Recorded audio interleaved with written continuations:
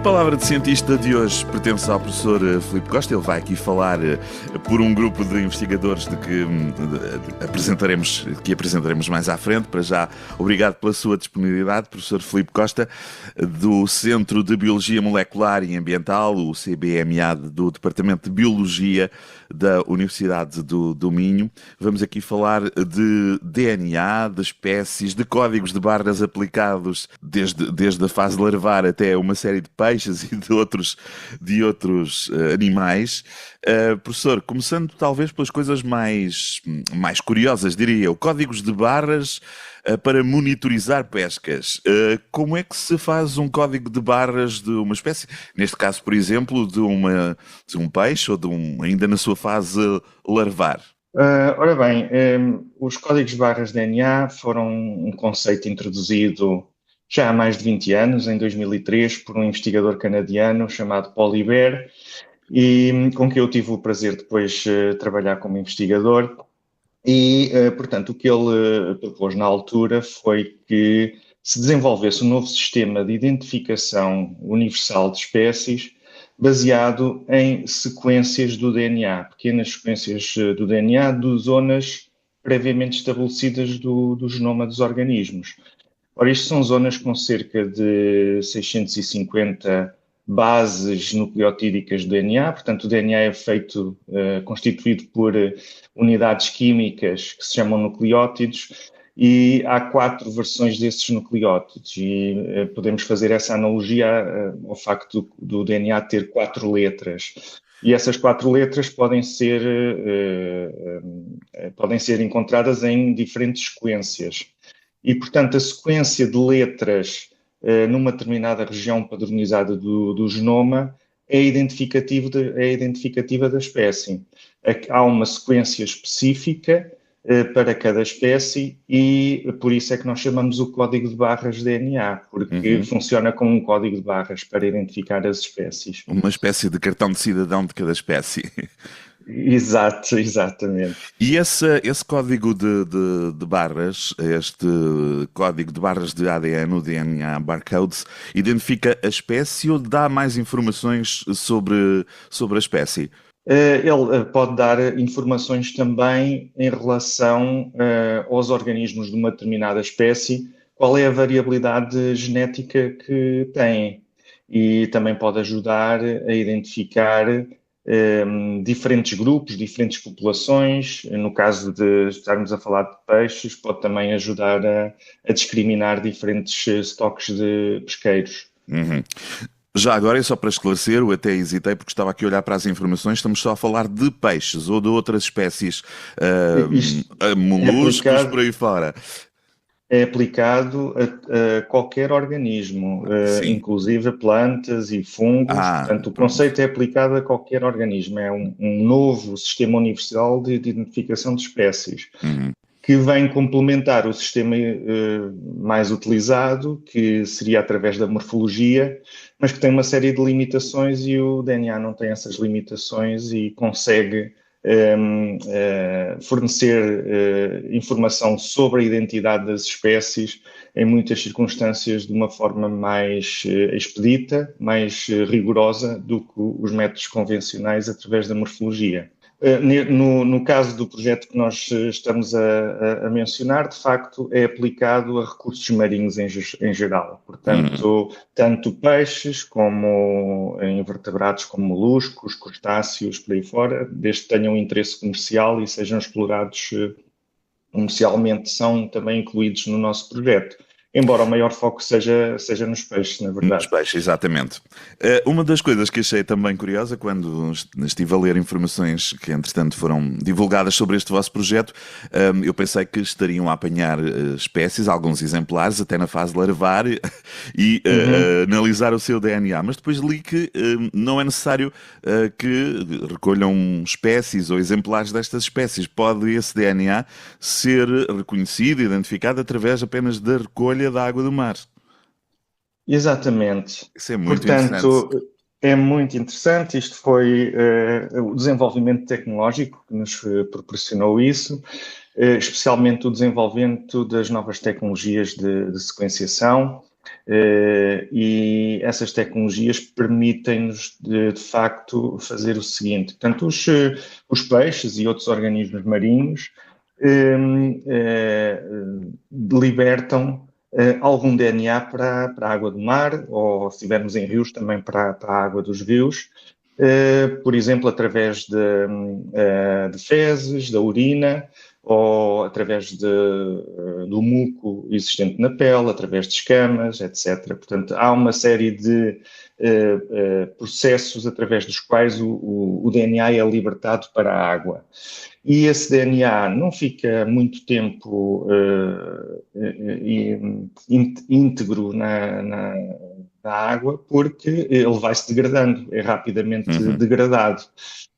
Mas há ali uma janela de tempo em que ele está presente, e com as novas tecnologias de DNA, o que nós podemos fazer é filtrar a água do mar, um filtro muito, muito pequeno, com menos de um micrómetro, 0,45 micrómetros, por exemplo, e fica retido algum DNA que esteja presente na água.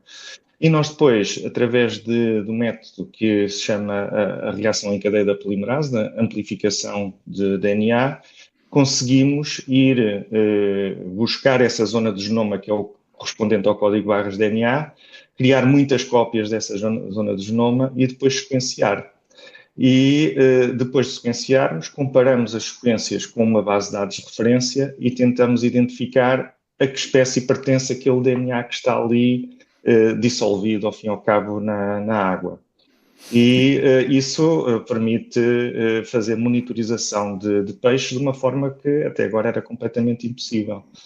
Sim, e dá um retrato muito completo das espécies que estão ou estiveram naquela zona, porque há aqui uma questão, digo eu, que tem a ver com a temporalidade ou a presença daquelas espécies. Vocês podem afirmar a partir dessa lista de DNA que conseguem que aquelas espécies existem naquela zona ou que pelo menos passaram por ali. Exatamente. Não é obrigatório que elas estejam ali. Que elas estejam ali, não é? Sim. Mas, como a degradação do DNA é muito rápida, em princípio, se nós capturamos o DNA daquela espécie, é porque esse muito ela rápida, não... professor, desculpe interromper, esse muito rápida, podemos ter uma ideia do espaço temporal, de vida desse DNA? Ou é difícil dizer? Não, isso tem sido uma das áreas que tem estado a ser estudada com grande detalhe, porque há muitos fatores a afetarem o tempo de residência do DNA. E, portanto, estamos a falar de algumas horas ou dias, nunca estamos a falar de períodos muito longos, pelo menos na água do mar, porque ele na água do mar está sujeito à radiação ultravioleta, está sujeito ao ataque microbiano, está sujeito à degradação química. A salinidade também provoca uma degradação acelerada de DNA, portanto, ele não resiste durante muito tempo na água. Sim, mas sim. estão a ser feitos estudos a tentar modular. Sim, a tentar modular esse DNA. Mas se ele estiver degradado, por mínimo que seja, já a identificação da espécie é difícil, ou apesar de tudo há DNA com alguma degradação que mesmo assim permite a identificação da espécie? Sim, exatamente. Como este conceito dos códigos barras DNA é baseado na leitura, ao fim e ao cabo, da sequência de letras no DNA numa região curta do genoma, e para este caso do eDNA, às vezes usam-se regiões realmente muito curtas, apenas 100 letras, digamos, e, portanto, o DNA até pode estar fragmentado, e mesmo assim nós conseguimos amplificá-lo, não é? Produzir várias cópias dele e depois conseguir, através dessas 100 bases, 100 letras, identificar o DNA. Agora, a partir de um determinado altura, quando começa a estar muito, muito fragmentado mesmo, deixa de ser possível por completo. Portanto, há ali uma janela de oportunidade. Sim. E depois, passando essa janela, já não se consegue detectar. Claro que isto ainda é ciência em desenvolvimento, nós já fizemos vários estudos piloto e já conseguimos, em muitas situações, identificar as espécies que estão ou estiveram presentes recentemente numa determinada área, mas ainda temos muitas respostas que queremos responder, nomeadamente em relação a essa questão do tempo de residência de DNA, da própria mobilidade de DNA, para onde é que ele se desloca, e no caso do meio marinho é mais complicado, porque também há depois a deslocação em profundidade e a deslocação horizontal, não é? Temos ali vários eixos de deslocação, temos um meio muito dinâmico, mas de qualquer forma, como o DNA se degrada muito rapidamente, em princípio, tudo aquilo que nós capturamos é algo que esteve ali há relativamente pouco tempo.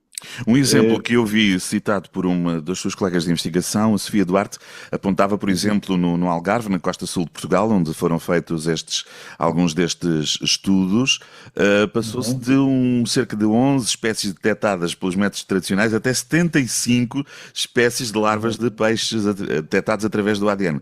A diferença de números é impressionante, de facto. É verdade, porque é muito interessante esta aplicação que nós estamos a fazer à identificação de ovos de larvas e de peixe. Os ovos e larvas de peixe são muito difíceis de identificar do ponto de vista morfológico, mas como há muita informação relevante para as pescas e para o conhecimento da dinâmica reprodutora dos peixes, que pode ser adquirida através dos ovos e das larvas de peixe, normalmente os investigadores têm feito há muitos anos, o IPMA em Portugal tem feito isso ao longo dos anos, é fazer cruzeiros de investigação especificamente dedicados à recolha de aquilo que se chama ictioplâncton, são os ovos e as larvas de peixe, e tentar depois identificar através da morfologia esses ovos e larvas. Mas como é muito difícil essa identificação, porque naqueles estádios iniciais há poucos caracteres que sejam identificativos das espécies, por vezes há muitos ovos e muitas larvas que ficam por identificar. Mas nós, através do DNA, é indiferente se é um ovo, se é uma larva, se é um adulto, em qualquer estádio de ciclo de vida, o código de barras de DNA daquela espécie é sempre o mesmo e, portanto, desde que nós consigamos extrair o DNA do organismo, nós depois podemos conseguir identificá-lo. Portanto, esta diferença enorme que nós vimos foi pelo facto de a tecnologia DNA ser mais precisa, de ter maior capacidade de ser mais petita e conseguir identificar ovos e larvas que não conseguem ser identificados morfologicamente. E por isso é que se passou de um número relativamente pequeno para um número muito melhor. Ou seja, estamos a conseguir monitorizar muito melhor as espécies de peixe, quando é que elas estão a reproduzir, aonde é que se estão a reproduzir, e isso é informação muito importante para a monitorização dos estoques pesqueiros. Sim, sim. Professor Filipe Costa, essa tecnologia é uma tecnologia ainda em desenvolvimento, como já referiu, mas é uma tecnologia pesada, se me permite utilizar essa expressão, ou há o trabalho de recolha das amostras de água do mar numa determinada zona, depois há o trabalho essencialmente em laboratório. De que tipo de tecnologia é que estamos a falar e qual é o estádio de desenvolvimento dessa tecnologia? A tecnologia está muitíssimo desenvolvida, é a tecnologia de sequenciação de DNA que sofreu um grande progresso nas últimas décadas e tem sido aplicada a muitas outras atividades científicas. Mas qual é a inovação aqui? Sim. A inovação aqui é nós conseguirmos sequenciar DNA que obtemos de uma amostra ambiental, seja ela de DNA recolhido na água do mar, seja DNA recolhido de uma amostra de ovos e larvas de peixe. Portanto, uma amostra composta por várias espécies diferentes, porque a tecnologia de sequenciação, chama-se sequenciação de alto débito, permite produzir um grande volume de sequências de DNA e conseguir assim, nós conseguimos numa mesma amostra identificar múltiplas espécies que lá estejam presentes. Claro que se nós formos fazer apenas uma amostra e compararmos com uma identificação através da morfologia, se calhar não ganhamos muita informação. Mas, em termos de escala, se pensarmos em fazer uma monitorização com muitos pontos de amostragem, com muitas amostras, de facto conseguimos processar muita informação e com grande precisão. e essa é que é a grande vantagem Muito bem. desta metodologia de sequenciação. Muito bem. Só uma outra questão que há pouco me escapou. Quando estávamos a falar e o professor estava a explicar, portanto, há uma amostra retirada, se tomarmos o caso, por exemplo, da zona na costa sul de Portugal, há uma amostra retirada da água do mar, numa determinada zona, que depois vai dar um retrato de DNA das espécies daquela zona, mas estamos a falar sensivelmente de que área é que esse retrato, entre aspas, nos mostra, de uma área limitada em relação àquele ponto onde foi recolhida a amostra? De que Sim, área é que podemos ver esse retrato das espécies?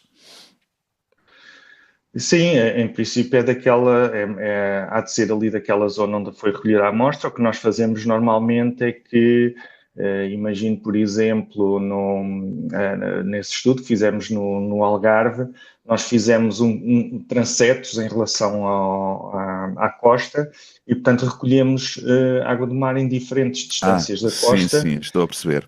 Vários pontos, tanto perpendicularmente como depois longitudinalmente, e depois verificámos qual era a diferença na ocorrência de espécies em relação à distância à costa, por exemplo. E havia muito mais espécies, tentámos muito mais espécies com a proximidade da costa, portanto, à medida que nos afastávamos da costa. Fizeram na costa sul, na costa oeste algarvio, em toda a costa oeste e costa sul? Portanto, fizemos portanto, ali na zona da Ria de Alvor, ao largo da Ria de Alvor, e depois fizemos também um estudo específico no estuário do Guadiana, portanto, na zona baixa do estuário do Guadiana, amostramos tanto ovos e larvas de peixe como água do mar, e fizemos a identificação das espécies que estavam presentes ao longo de um período de um ano e, portanto, conseguimos ver alterações na ocorrência das espécies ao longo de um período do ano e isso deu-nos informação interessante para perceber quando é que elas estão a reproduzir, quando é que elas estão presentes e por aí fora. Isso é muito, muito interessante. Para além dos indicadores que esta tecnologia dá para a biodiversidade, o aumento, a diminuição dessas espécies que referiu também de passagem que pode haver uma aplicação futura em relação à questão das pescas. O que é que as pescas podem ganhar ou, digamos assim, potenciar esse trabalho, essa área económica de pescas com esta tecnologia? Pode-se fazer uma gestão eventualmente mais sustentável das pescas. Portanto, uma das aplicações é realmente perceber com mais precisão quais são os períodos e os locais de desova das diferentes espécies. E essa informação pode ser utilizada para delimitar zonas que devem estar protegidas de pesca durante um determinado período ou, de facto, também estabelecer alguns períodos de defesa em relação às pescas para permitir que as espécies se reproduzam. Além disso, também pode dar alguma indicação do futuro recrutamento de uma determinada espécie, ou seja, através dos ovos e das larvas nós sabemos no futuro ter uma expectativa, inferir qual será a abundância daquela espécie no futuro. E o mesmo sobre o estoque desovante também, não é? Podemos tentar perceber, através dos ovos e das larvas, também qual é a abundância relativa do estoque desovante. E isso seriam informações depois que podem ser introduzidas nos modelos de gestão de pesca e serem, de facto, implementados para gerir as pescas.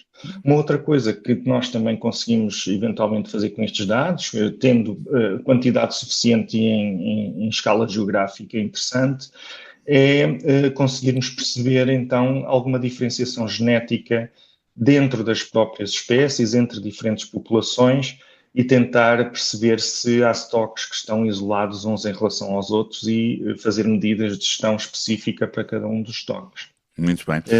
Outra coisa diga. que também podemos fazer porque nós também estamos a trabalhar com alguns países africanos, neste caso, com a Guiné-Bissau e Cabo Verde, e nessas zonas tropicais há muitas incertezas em relação à identidade de algumas espécies de peixe.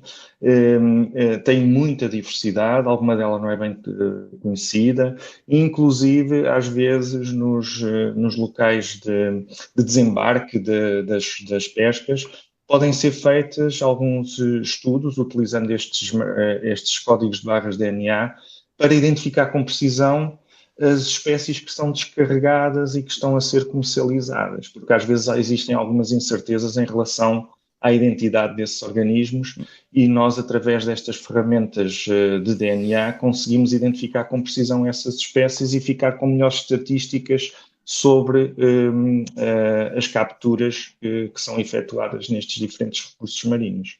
Já referiu aí exatamente alguns dos países onde este trabalho está a ser feito. Propunha-lhe que nos explicasse melhor como é que aparece aqui esta espécie de consórcio, porque estão aqui para já, são cerca de 15 investigadores da Universidade do Minho, do Instituto Nacional de Investigação em Pescas e Oceanografia da Guiné-Bissau, do Instituto Espanhol de Oceanografia, há aqui várias universidades também envolvidas, a do Algarve, Coimbra. Há também o Brasil, não é? Portanto, há pouco referia a questão geográfica, noutra perspectiva, mas a questão geográfica aqui deste trabalho de investigação é também muito, muito interessante. Imagino eu que dá este olhar mais alargado, mais detalhado, como acabou de referir, em relação até ao caso de Cabo Verde. Esta espécie de consórcio, digamos, que envolve todos estes países, surge porquê? Tem a ver também com a questão de financiamento, de juntar mais gente com mais capacidade de financiamento. Portanto, há aqui duas vertentes. Há, de facto, a vertente de tentarmos estabelecer um consórcio ao longo do Atlântico em que nós estejamos, a nível de consórcio, todos a utilizar as mesmas ferramentas, exatamente os mesmos protocolos, a mesma abordagem para fazer estas análises de DNA, porque se elas não forem feitas exatamente da mesma forma, os resultados não podem ser comparados. Mas como os recursos pesqueiros têm vastas distribuições geográficas e agora com as alterações climáticas, inclusive, podem estar a ocorrer algumas alterações nessas distribuições, interessa-nos ter uma rede alargada de monitorização destes recursos que possam dar-nos informação sobre as espécies que estão mais largamente distribuídas, onde é que elas estão a ocorrer, quando é que elas estão a reproduzir e por aí fora. Agora, de facto, há uma outra componente importante neste consórcio, é que é um consórcio lusófono, não é?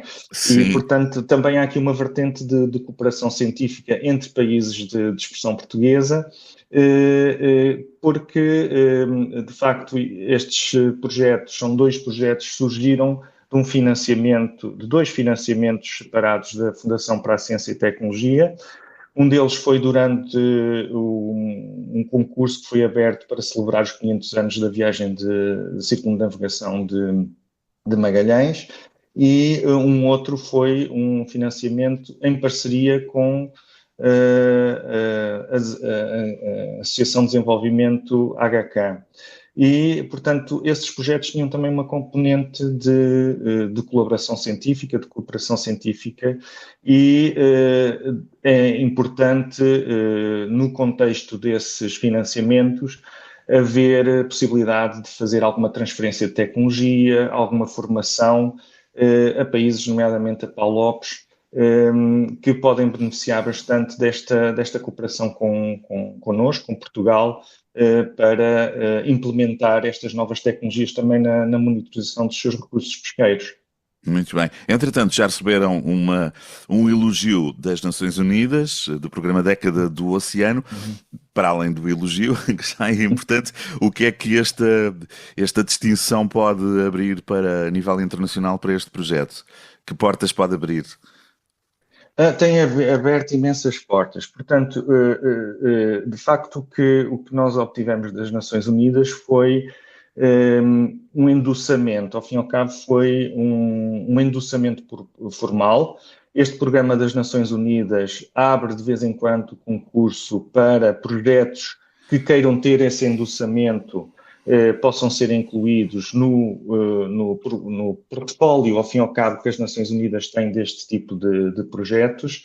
E nós candidatámos a isso, preenchíamos os requisitos dos objetivos da década dos oceanos e fomos aceitos como uma ação da década dos oceanos formal. E, portanto, isso permite-nos fazer a divulgação do projeto utilizando os logotipos, utilizando esse enquadramento da década dos oceanos, mas muito mais importante que isso é que esse endossamento permitiu-nos entrar num outro programa internacional da década dos oceanos, mais alargado, que envolve todos os países, envolve representantes de países espalhados pelo mundo, que é uma rede internacional de monitorização com base em ferramentas de DNA no oceano. E, portanto, nós, através dessa rede, tivemos, de facto, a oportunidade de fazer muitas colaborações científicas, de estarmos a par do que é que se faz noutros países, de nós também ajudarmos com os trabalhos que nós fizemos, com casos de estudo, a mostrar as aplicações que se podem fazer para monitorizar os recursos pesqueiros. Portanto, abrimos de facto muitas portas do ponto de vista de desenvolvimento científico, porque estamos integrados nessa comunidade da década dos oceanos. Muito bem. Filipe Costa, nesta altura o projeto ainda está um pouco no território do projeto piloto, não é? Quais são as perspectivas em relação ao momento, ao tempo? O que é que falta para que o projeto entre, como se diz, por vezes, em velocidade de cruzeiro? Ou seja, entre já numa aplicação prática e mais ou menos rotineira. O que é que falta? Falta parte do projeto, daquele com Cabo Verde e o Brasil, já terminou o financiamento e nós agora vamos produzir um relatório detalhado sobre como utilizar estas ferramentas em contexto de monitorização de pescas. O IPMA está envolvido neste projeto, portanto o IPMA eventualmente será um dos primeiros beneficiários da introdução destas ferramentas e, portanto, estando o conhecimento técnico desenvolvido, depois é uma questão de serem feitas as colheitas das amostras e passar-se a fazer essa monitorização também utilizando recursos moleculares. Em relação a Cabo Verde, por exemplo, o Instituto de Pescas de Cabo Verde também esteve envolvido no projeto e, portanto, eles também estão muito interessados, logo que tenham condições logísticas para isso de aplicar. E neste momento também existem alguns equipamentos para fazer sequenciação de DNA que não são tão onerosos e que podem ser utilizados, são de pequenas dimensões, podem ser facilmente implementados em qualquer laboratório. E, portanto, as perspectivas que nós temos que isso venha a ser implementado são muito boas. No caso da Guiné-Bissau, o projeto ainda está em curso. Temos agora um estudante de doutoramento da Guiné-Bissau que veio fazer um doutoramento connosco e que é também funcionário do Instituto de Pescas da Guiné-Bissau. E ele vai fazer precisamente essa transição. Ele vai fazer o doutoramento connosco e depois vai regressar e implementar aquilo que aprendeu no Instituto de Pescas da Guiné-Bissau, que está neste momento precisamente também a mudar-se para um novo edifício, com novos laboratórios, e vai ter um laboratório de análises moleculares que vão poder fazer este tipo de análises. Muito bem. Professor Filipe Costa, obrigado por estas notícias, boas notícias sobre mais uma área de investigação em Portugal. Vamos, com certeza, recebendo notícias também a partir da Universidade do Minho de novos desenvolvimentos deste projeto. Para quem quiser, se calhar, ficar também a par do que vai acontecendo, há notícias do projeto no sítio da Universidade do Minho, especificamente, tanto quanto vejo aqui, no Departamento de Biologia, não é? E, portanto, há aí nota também do caminho que vocês vão percorrendo. Muito obrigado, professor. Bom dia. Muito obrigado também pela disponibilidade. Foi um gosto pela conversa.